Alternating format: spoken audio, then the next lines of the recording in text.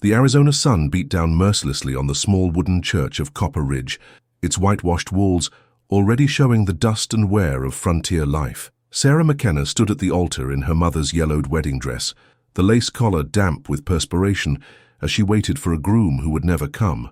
"Where is he?" whispered Reverend Phillips, tugging at his collar as the congregation grew restless behind them. The pews creaked with shifting bodies, and Sarah could hear the murmur of voices growing louder with each passing minute. Through the open doors, she could see the townspeople gathering outside, wives clutching their shawls despite the heat, children peering around their mothers' skirts, and men removing their hats in a gesture that felt more like pity than respect. The whole town had turned out for what was supposed to be her wedding to Thomas Hartwell, one of the area's most prosperous ranchers. "He'll come," Sarah said, though her voice betrayed the doubt creeping into her heart. Her Irish accent, still thick despite 2 years in America, made several women in the front row exchange knowing glances. She had seen those looks before, the ones that said she didn't belong, that she was just another desperate immigrant seeking a better life. The sound of hoofbeats made everyone turn toward the doors. Sarah's heart leaped, but instead of Thomas, a dust-covered rider dismounted and approached the church with an envelope in his hand. The man's face was grim as he handed the letter to Reverend Phillips. "For the bride," he said simply, then tipped his hat and rode away. Sarah's hands trembled as she broke the wax seal. The letter was brief, written in Thomas's careful script. "Miss McKenna, I have learned of your family's circumstances. I cannot proceed with a union built on deception. I have departed for California. My apologies. T. Hartwell." The paper fluttered to the floor as Sarah's world collapsed around her. The silence in the church was deafening, broken only by the rustle of fabric as people leaned forward to catch every detail of her humiliation. "Well?" demanded Mrs. Fletcher, the banker's wife, her voice sharp with barely concealed satisfaction. "What does it say?" Sarah couldn't speak. The words stuck in her throat like thorns. She had traveled 3,000 miles from County Cork, spending her family's last savings on the journey, based on letters promising a stable marriage and a new life. Now she stood abandoned, with nowhere to go and no money to return home. "He's not coming," she finally whispered. The reaction was swift and brutal. Gasps echoed through the church, followed by the scraping of boots as men stood and the rustle of skirts as women gathered their children. Within minutes, the church had emptied, leaving Sarah alone with the Reverend, who looked at her with a mixture of sympathy and embarrassment. "Miss McKenna, I'm truly sorry," he began, but Sarah was already walking toward the door, her wedding dress trailing behind her like a symbol of broken dreams. Outside, the crowd had grown larger. Word spread quickly in a town the size of Copper Ridge, and it seemed every resident had come to witness the spectacle. Sarah emerged from the church to find herself surrounded by a sea of faces, some curious, some pitying, but most openly hostile. "Knew it was too good to be true," sneered Jake Morrison, the saloon owner. "Irish trash thinking she could catch herself a rich husband. Probably lied about everything," added Mrs. Fletcher, her voice carrying clearly across the crowd. "These people always do." Sarah's cheeks burned with shame, but she held her head high. She had survived the potato famine, buried her parents, and crossed an ocean. She would not give these people the satisfaction of seeing her break. "Got nowhere to go now, sweetheart," called out another voice, followed by cruel laughter. "Maybe you should have stayed in Ireland where you belong." The circle of faces pressed closer, and Sarah felt the weight of their judgment crushing down on her. She clutched her small carpet bag, containing everything she owned in the world, and tried to push through the crowd, but they wouldn't let her pass, feeding off her humiliation like vultures. "Please," she said, her voice barely audible, "just let me through." But the crowd was relentless. Someone threw a handful of dirt at her dress, and others began to jeer more loudly. Sarah felt tears threatening to spill, but she fought them back. She would not cry in front of these people. She would not give them that victory. Just as the situation seemed hopeless, a shadow fell across the crowd. The jeering stopped abruptly, replaced by an uncomfortable silence. Sarah looked up to see a figure standing at the edge of the gathered townspeople, a tall, lean man with dark skin and long black hair, wearing buckskin pants and a simple cotton shirt. His presence commanded attention without him saying a word. The crowd parted slightly, revealing the Apache warrior more clearly. His face was impassive, but his dark eyes held the intensity that made several of the men step back. He had been watching from the shadows, and now he stepped forward with quiet purpose. "What's he doing here?" someone whispered. "Someone get the sheriff," another voice urged. But the Apache warrior paid no attention to their words. His eyes were fixed on Sarah, and in them she saw something she hadn't expected: understanding. He had witnessed her humiliation, and unlike the others, there was no mockery in his gaze, only a quiet recognition of her dignity in the face of cruelty. He moved with fluid grace, each step deliberate and sure, until he stood directly in front of her. The crowd had fallen completely silent now, unsure of what was happening, but sensing that something significant was about to occur. Without a word, the Apache warrior extended his hand to Sarah, palm up, in a gesture that transcended language and culture. It was an offer of protection, of solidarity, of basic human decency, in a moment when she had been shown none. Sarah stared at the outstretched hand, her heart pounding. She knew that accepting it would change everything, would mark her as an outsider, even more than she already was. But as she looked into the warrior's eyes, she saw something that the crowd had denied her: respect. The moment stretched between them, heavy with possibility and consequence, as the entire town held its breath. Time seemed suspended as Sarah stared at the Apache warrior's outstretched hand. The crowd around them had grown deathly quiet, their earlier jeers replaced by a tense uncertainty. She could feel their eyes boring into her, waiting to see what the abandoned Irish bride would do when offered help from someone they considered an enemy. Sarah's mind raced through her options. She could refuse the warrior's gesture and face the crowd's continued mockery alone, or she could accept his help and likely face even worse consequences. But as she looked into his dark eyes, she saw something that had been absent from every other face in Copper Ridge: genuine compassion. Taking a deep breath, Sarah placed her trembling hand in his. The warrior's fingers closed gently around hers, warm and reassuring. He squeezed once, a silent promise of protection, then turned to face the crowd with Sarah at his side. His presence seemed to radiate outward, and several people instinctively stepped back. "Now hold on there." Sheriff Coleman's voice cut through the tension as he pushed through the crowd, his hand resting on his gun belt. The lawman was a stocky man with graying hair and a perpetually suspicious expression, especially when it came to the Apache people who lived in the surrounding mountains. "What's going on here?" The Apache warrior, who Sarah would later learn was called Aiyana, meaning eternal blossom in his language, though the whites called him Silent Wolf, didn't respond to the sheriff's aggressive tone. Instead, he began to walk slowly through the crowd, still holding Sarah's hand, creating a path through the assembled townspeople. "I asked you a question, Apache," Coleman said, his voice rising. "What business do you have with this woman?" Aiyana paused and turned to face the sheriff. When he spoke, his voice was low and measured, with only a slight accent coloring his perfect English. "I have business with those who show cruelty to one who is alone." The simple statement carried such quiet authority that several people in the crowd shifted uncomfortably. Sarah felt a flush of gratitude toward this stranger who had seen her dignity when others had only seen her shame. "She's not your concern," Coleman replied, his hand now openly resting on his gun. "The Apache need to mind their own business and stay in the mountains where they belong. When I see injustice, it becomes my concern," Aiyana replied calmly. He had not moved his hand toward any weapon, but his very stillness seemed more threatening than any aggressive gesture. Mrs. Fletcher pushed forward, her face flushed with indignation. "How dare you interfere in our affairs? That woman is a liar and a schemer, and she got exactly what she deserved." Sarah flinched at the harsh words, but Aiyana's grip on her hand tightened supportively. He turned his gaze to Mrs. Fletcher, and something in his expression made her take a step back. "I saw no lies," he said quietly. "I saw only a woman standing with dignity, while others showed their true nature through cruelty." The crowd murmured angrily at this rebuke, but no one seemed willing to challenge the Apache warrior directly. Sarah noticed that several men had their hands near their weapons, but they remained motionless, as if sensing that any aggressive move would be met with swift consequences. "Where are you taking her?" demanded Dr. T.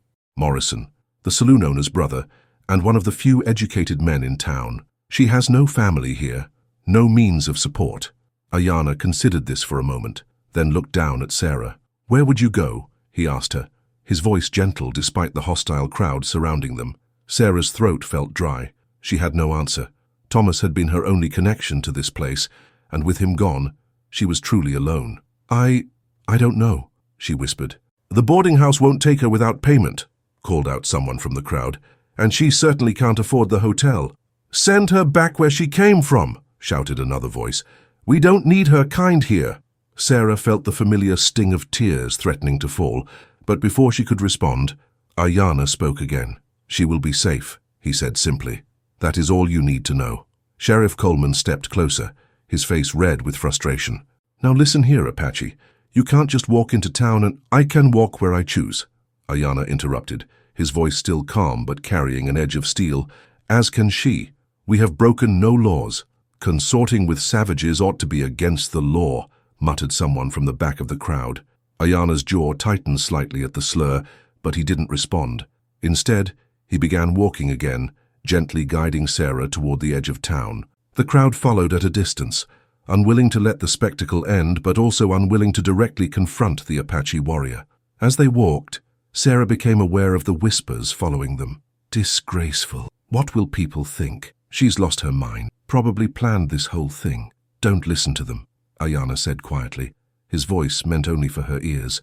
"Their words say more about them than about you." Sarah glanced up at him, surprised by the wisdom in his words. "Why?" she asked. "Why did you help me?" Aiyana was quiet for a long moment, his eyes focused on the path ahead. "I know what it is to be judged by others who do not see the person beneath the surface," he finally said. "I know what it is to be alone among enemies." They had reached the edge of town now, where the dusty street gave way to the scrubland and distant mountains. The crowd had thinned, with only the most curious and hostile still following. Sarah could see Sheriff Coleman conferring with several other men, their expressions troubled. "My horse is there," Aiyana said, nodding toward a grove of cottonwood trees where a paint horse stood waiting, its reins wrapped around a low branch. "We should go before they decide to make this more difficult." Sarah hesitated. She was about to leave the only civilization she knew, with a man who was essentially a stranger, from a culture she knew nothing about. But as she looked back at the faces of the townspeople, faces filled with contempt and satisfaction at her downfall, she realized she had little choice. "All right," she said, her voice stronger than she felt. Aiyana helped her onto the horse, his movements respectful and careful. As he swung up behind her, Sarah heard Sheriff Coleman's voice calling out, "This isn't over, Apache. You can't just ride off with her." But Aiyana was already urging the horse forward, and soon the angry voices of Copper Ridge faded behind them as they rode toward the mountains, leaving Sarah's old life and her humiliation in the dust. As the horse's hooves carried them away from everything familiar, Sarah felt a strange mixture of fear and relief. She had no idea what lay ahead, but for the first time since arriving in Arizona, she felt like someone had seen her as more than just a desperate immigrant. Someone had seen her as a person worthy of respect. The afternoon sun cast long shadows across the desert as they rode in silence, two outcasts from different worlds, bound together by a moment of unexpected compassion in a place where such kindness was rare as rain. The paint horse picked its way carefully up the rocky trail that wound through the foothills of the Dragoon Mountains. Sarah had never been this far from Copper Ridge, and the landscape seemed to grow more wild and untamed with each mile.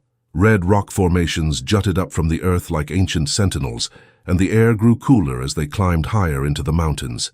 Behind her, Aiyana rode in comfortable silence, his body moving with the horse's rhythm as if they were one being. Sarah found herself acutely aware of his presence, the steady warmth of his chest against her back, the protective circle of his arms as he held the reins.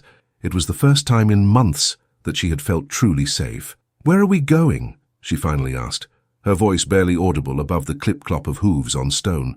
"To my camp," Aiyana replied. "It is not far now." Sarah's stomach tightened with anxiety. She had heard stories about Apache camps, wild tales of violence and savagery that were whispered in the saloons and general stores of frontier towns, but looking at the man behind her, those stories seemed suddenly hollow and false. "Are there others there?"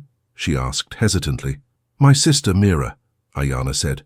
"She will not be pleased to see you." His honesty was both refreshing and terrifying. Sarah had grown used to the polite lies and false promises of civilized society. This man seemed incapable of such deception. As they rounded a bend in the trail, Sarah saw smoke rising from a hidden valley ahead. The camp was tucked into a natural hollow between two ridges, invisible from the main trail. A small creek ran through the center, its banks lined with willows and cottonwoods that provided shade and concealment. 3 traditional wickiups, dome-shaped shelters made of wooden frames covered with grass and brush, were arranged around a central fire pit. The structures looked sturdy and well-maintained, nothing like the primitive hovels she had imagined. A small garden plot showed rows of corn, beans and squash, and several horses grazed in a natural corral formed by fallen logs. As they approached the camp, a woman emerged from one of the wickiups. She was beautiful in a fierce way, with high cheekbones and dark hair braided with beads and feathers. Her buckskin dress was decorated with intricate beadwork, and she moved with the same fluid grace as Aiyana. But her eyes, when they fell on Sarah, were cold as winter stars. "Mira!" Aiyana called out as he dismounted and helped Sarah down from the horse. "We have a guest." Mira's response was a rapid stream of Apache words, her tone sharp with disapproval. Sarah didn't need to understand the language to know she was unwelcome. Aiyana replied in the same language, his voice firm but patient. The siblings' conversation continued for several minutes, with Mira's gestures growing more animated and Aiyana's responses becoming more insistent. Finally, Mira switched to English, her words carefully pronounced but heavily accented. "You bring white woman to our camp. Have you forgotten what they did to our people?" Sarah felt her cheeks burn with shame. She knew the history between the Apache and the white settlers, the broken treaties, the massacres, the forced relocations. She was a representative of the very people who had driven Aiyana's tribe from their ancestral lands. "I have forgotten nothing," Aiyana replied quietly, "but I will not let the hatred of others turn me into something I am not." Mira's eyes flashed with anger. "And what of the soldiers who will come looking for her? What of the trouble you bring to our doorstep?" "They will not find us here," Aiyana said with conviction, "and she has nowhere else to go." Sarah stepped forward, her hands clasped tightly in front of her. "I'm sorry," she said, addressing Mira directly. "I know I don't belong here, but I had nowhere else to turn." Mira studied her for a long moment, taking in the torn wedding dress, the dust-stained face, the obvious desperation. Her expression softened slightly, but suspicion remained in her eyes. "You are the one they mock in the town," she said finally. "The abandoned bride." Sarah nodded, too ashamed to speak. "Why should we help you?" Mira asked bluntly. "Your people show us no kindness." It was a fair question, and Sarah struggled to find an answer. Finally she said, "Because your brother saw something in me that others didn't. He saw that I was worth helping, even though I'm a stranger." Mira looked between Sarah and Aiyana, her expression unreadable. "My brother has always been too trusting," she said finally. "It will get him killed someday." "Perhaps," Aiyana agreed, "but I would rather die with honor than live with cruelty in my heart." The words hung in the air between them. Sarah felt the weight of their meaning. This man had risked his safety, his relationship with his sister, and possibly his life to help her. The realization was both humbling and terrifying. "You cannot stay here long," Mira said finally, her tone resigned. "The soldiers patrol these mountains. If they find a white woman in our camp—" "I understand," Sarah said quickly. "I'll leave as soon as—" "You will leave when it is safe," Aiyana interrupted. "Not before." The sun was beginning to set, casting long shadows across the valley. The temperature had dropped significantly, and Sarah shivered in her thin wedding dress. Mira noticed and, despite her obvious reluctance, disappeared into her wickiup and returned with a warm blanket woven in earth tones. "The nights are cold in the mountains," she said, wrapping the blanket around Sarah's shoulders, "even in summer." The gesture was small but significant, and Sarah felt tears prick her eyes. "Thank you," she whispered. Mira nodded curtly, then turned to Aiyana. "She can sleep in the storage wickiup tonight. Tomorrow, we must decide what to do with her." As darkness fell over the camp, Sarah found herself sitting by the fire, wrapped in the borrowed blanket and eating a simple meal of cornbread and venison stew. The food was different from anything she had eaten before, seasoned with unfamiliar herbs, but it was warm and filling. Aiyana sat across from her, his face illuminated by the flickering flames. "You are very far from home," he said quietly. "I don't think I have a home anymore," Sarah replied, surprised by her own honesty. "Home is not a place," Aiyana said, his eyes reflecting the firelight. "It is where you find peace." Sarah considered this, watching the flames dance in the darkness. In Ireland, she had been poor but surrounded by family. In Copper Ridge, she had been alone and despised. But here, in this hidden valley with these people who owed her nothing, she felt something she hadn't experienced in years: acceptance. "What will happen to me?" she asked. Aiyana was quiet for a long moment, staring into the fire. "That depends on many things," he said finally. "On whether the townspeople pursue you, on whether my sister comes to trust you, on whether you can find the strength to build a new life. And if I can't? Aiyana looked at her directly, his gaze steady and reassuring. Then I will help you find that strength. It is there, even if you cannot see it now. As the fire burned low and the stars emerged in the clear mountain sky, Sarah felt a strange sense of possibility. She was still lost, still alone in many ways, but she was no longer hopeless. For the first time since arriving in America, she felt like she might have a chance at something more than mere survival. In the distance, a coyote howled, its voice echoing off the canyon walls. The sound was wild and free, and somehow it seemed to speak to something deep in Sarah's soul, a reminder that even in the harshest places, life found a way to endure. Sarah woke to the sound of horses' hooves echoing off the canyon walls. The sun was barely above the horizon, painting the sky in shades of pink and gold, but the peaceful morning was shattered by the urgent rhythm of approaching riders. She sat up quickly in the small wickiup where she had spent the night, her heart pounding with sudden fear. Aiyana appeared at the entrance, his face grim. "Soldiers," he said simply. "A full patrol, maybe 20 men. They are still far below, but they are following our trail." Sarah's blood ran cold. "They've come for me?" "It appears so." Aiyana's voice was calm, but she could see the tension in his shoulders. "Mira is packing supplies. We must leave immediately." Sarah scrambled to her feet, still wearing the borrowed Apache dress that Mira had given her the night before. The soft buckskin was far more practical than her wedding gown, but she felt strange in the unfamiliar garment, caught between two worlds belonging fully to neither. Outside, the camp was a flurry of quiet activity. Mira was efficiently gathering essential supplies while Aiyana prepared the horses. Their movements were swift and practiced, as if they had done this many times before. Sarah realized with a chill that they probably had. "Where will we go?" Sarah asked, trying to keep the panic from her voice. "Deeper into the mountains," Aiyana replied, tightening the cinch on his paint horse. "There are places the soldiers' horses cannot follow. And then what? They'll just keep hunting us." Mira looked up from her packing, her expression hard. "This is what happens when you bring trouble to our people," she said, but there was less venom in her voice than before. "Now we must all pay the price." Sarah felt the familiar weight of guilt settle on her shoulders. Everyone who tried to help her seemed to suffer for it. "Maybe I should go back," she said quietly. "Turn myself in. It's not fair to drag you into this."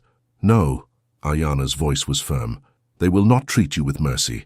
Sheriff Coleman has already spread word that you are a threat to the community, and now that you have been with Apache, they will consider you contaminated." The harsh reality of his words hit Sarah like a physical blow. She had crossed a line that could never be uncrossed. In the eyes of the white community, she was now as much an enemy as any Apache warrior. The sound of hooves grew closer, and Aiyana made a quick decision. "We go now. Sarah, you ride with me. Mira, take the supply horse and follow the creek bed north. We will meet at the Standing Rocks by nightfall." Mira nodded and swung onto her horse with fluid grace. "Be careful, brother," she said, her eyes softening with concern. "Do not let your kindness become your downfall." As they prepared to leave, Sarah caught Aiyana's arm. "Why are you doing this?" she asked urgently. "Why risk everything for someone you barely know?" Aiyana paused, his dark eyes meeting hers. "Because someone must," he said simply. "Because if we do not show mercy to those who need it, we become no better than those who show us none." They mounted quickly and rode out of the valley just as the first soldiers appeared on the ridge above. Sarah heard a shout behind them, followed by the blast of a bugle. The chase had begun. Aiyana guided his horse up a narrow trail that seemed to cling to the face of the cliff. Sarah pressed herself against his back, trying not to look down at the dizzying drop below. The paint horse moved with sure-footed confidence, but she could hear the soldiers' mounts struggling on the rocky path behind them. "They're gaining on us," Sarah said, glancing back to see the blue uniforms winding up the trail below. "Their horses are not bred for this terrain," Aiyana replied calmly. "We have the advantage here." As if to prove his point, they reached a narrow ledge where the trail seemed to disappear entirely. Aiyana dismounted and led the horse carefully around a blind corner, where the path resumed on the other side. Sarah held her breath as they navigated the treacherous passage, the horse's hooves sending small stones tumbling into the abyss below. Behind them, she could hear the soldiers' voices echoing off the canyon walls. "Lost the trail, sir," one of them called out. "Looks like it just ends here." "Apache tricks," came the reply. Sheriff Coleman's voice, Sarah realized with a shiver. "They know every crack and crevice in these mountains. We'll have to go around." Aiyana smiled grimly and continued leading the horse along the hidden trail. They had bought themselves time, but Sarah knew it wouldn't last long. Coleman was persistent, and he had the resources of the territorial government behind him. As they climbed higher into the mountains, the landscape grew more desolate and beautiful. Ancient rock formations thrust up from the earth like the bones of sleeping giants, and the air grew thin and cold. Sarah had never been this far from civilization, and the vastness of the wilderness both thrilled and terrified her. "Are we lost?" she asked as they paused to rest the horse at a natural spring. "One cannot be lost in one's own home," Aiyana replied, filling their waterskins. "I have hunted these mountains since I was a boy." Sarah watched him work, noting the easy confidence with which he moved through this harsh environment. "What was it like?" she asked. "Growing up here?" Aiyana was quiet for a moment, his hands stilling on the waterskin. "Different," he said finally. "Before the soldiers came, before the treaties were broken, this was a land of plenty. My people lived in harmony with the seasons, taking only what we needed, giving back to the earth that sustained us. And now we are hunted like animals, driven from place to place, our children taken to schools where they are taught to be ashamed of who they are." His voice was heavy with old pain. "Now we survive in the shadows of our former lives." Sarah felt a deep ache in her chest. She had thought her own losses were devastating, but they paled beside the systematic destruction of an entire way of life. "I'm sorry," she said quietly, "for what my people have done to yours." Aiyana looked at her with surprise. "You are not responsible for the actions of others," he said, "just as I am not responsible for every Apache who has killed a white man." "But I benefit from it," Sarah insisted. "The land I was supposed to live on, the opportunities I was seeking, they all came at the cost of your people's suffering." "Perhaps," Aiyana said, mounting his horse again, "but what matters now is what you choose to do with that knowledge." As they continued their journey through the mountains, Sarah found herself thinking about his words. She had come to America seeking a better life, but she had never considered what that life might cost others. Now, riding through the ancestral lands of the Apache, she began to understand the true price of her dreams. The sun was beginning to set when they reached the Standing Rocks, a collection of massive stone pillars that rose from a hidden valley like a natural cathedral. Mira was already there, their supplies unpacked and a small fire burning in the shelter of the rocks. "Any sign of the soldiers?" Aiyana asked as they dismounted. "They are still searching the lower canyons," Mira replied. "But they will not give up easily. Coleman has put a bounty on your head, brother. $500 for the Apache who stole the white woman." Sarah's stomach clenched. $500. That was more money than most people in Copper Ridge saw in a year. "It seems you have become quite valuable," Mira said dryly, "though I suspect Coleman cares less about your welfare than about his reputation." As night fell over the Standing Rocks, Sarah sat by the fire trying to process the events of the day. She had become a fugitive, hunted by the very people she had hoped to call neighbors. But as she looked at Aiyana and Mira, she realized she had also found something unexpected, people who valued her as a human being, not as a commodity to be traded or discarded. "What happens now?" she asked. Aiyana stared into the flames, his expression thoughtful.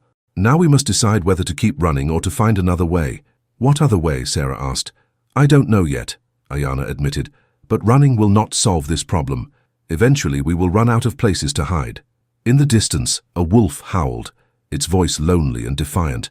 Sarah shivered, pulling her blanket closer around her shoulders. She was no longer the desperate bride who had been abandoned at the altar. She was something else now, a woman caught between worlds, learning to find her strength in the most unlikely places. The fire crackled and sparked, sending embers dancing up toward the stars. Whatever tomorrow brought, Sarah knew there was no going back to the life she had planned. She was part of something larger now, something that would require all the courage she possessed. 3 days passed in the shadow of the Standing Rocks before Aiyana made his decision. Sarah woke to find him standing at the edge of their camp, staring out at the valley below, where dust clouds marked the movement of search parties. His face was set with quiet determination, and she knew that something had changed during the night. "You're going back," she said. It wasn't a question. "We cannot live like hunted animals forever," Aiyana replied without turning around, "and I will not let my sister suffer for my choices." Mira emerged from her shelter, her face grim. "The soldiers are moving closer. They found our old camp yesterday. It is only a matter of time before they find us here." Sarah's heart sank. She had hoped they could disappear into the wilderness forever, but she was beginning to understand that there was no escaping the long reach of territorial justice, especially when it was driven by prejudice and wounded pride. "There has to be another way," she said desperately. "There is," Aiyana said, finally turning to face her. "I go back to Copper Ridge. I face Coleman and his men directly." "That's suicide," Sarah protested. "They'll hang you for kidnapping." "Perhaps, but if I surrender myself, they may leave you and Mira in peace." "No," Sarah's voice was firm. "I won't let you sacrifice yourself for me. This is my fault. I should be the one to face the consequences." Mira stepped forward, her expression thoughtful. "There may be another way," she said slowly. "A way that honors both your cultures and gives you both a chance at life." Both Sarah and Aiyana looked at her with curiosity and hope. "The missionary," Mira continued. "Father Miguel at the Spanish mission. He is one of the few white men who has shown respect for our people. If you were to marry according to both Apache custom and Christian law—" "Marriage?" Sarah's voice came out as a whisper. "It would give you legal protection," Mira explained. "Coleman could not claim you were kidnapped if you chose to marry your rescuer, and the church recognizes marriages performed by Father Miguel." Aiyana was quiet for a long moment, considering the implications. "The Apache would accept it," he said finally. "Mixed marriages are not uncommon among our people, but the whites would have no legal grounds to pursue you," Mira finished. "A woman has the right to choose her husband, even if they disapprove of her choice."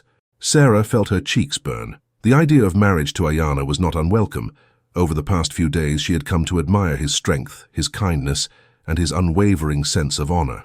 But she didn't want him to feel trapped into a decision that would change his life forever.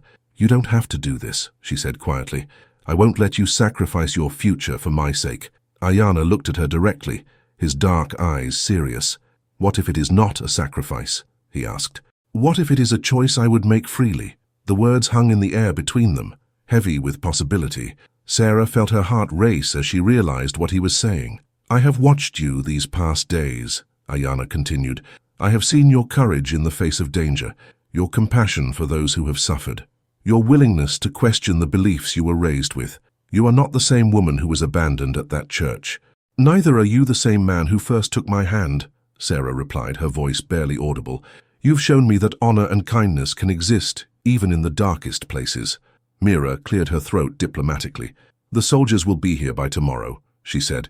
"If you are going to do this, it must be today." The ride to the Spanish mission took them through some of the most beautiful countries Sarah had ever seen. Hidden valleys opened up before them, filled with wildflowers and crossed by crystal streams.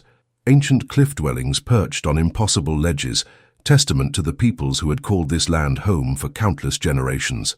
Father Miguel was a weathered man in his 60s, with kind eyes and hands stained by decades of working the mission's garden. He listened to their story without judgment, occasionally nodding or asking gentle questions to clarify details. "This is highly irregular," he said finally, looking between Sarah and Aiyana. "But then, love often is." "We are not asking you to approve," Sarah said, "just to help us find a way forward that doesn't end in bloodshed." The priest studied them both carefully.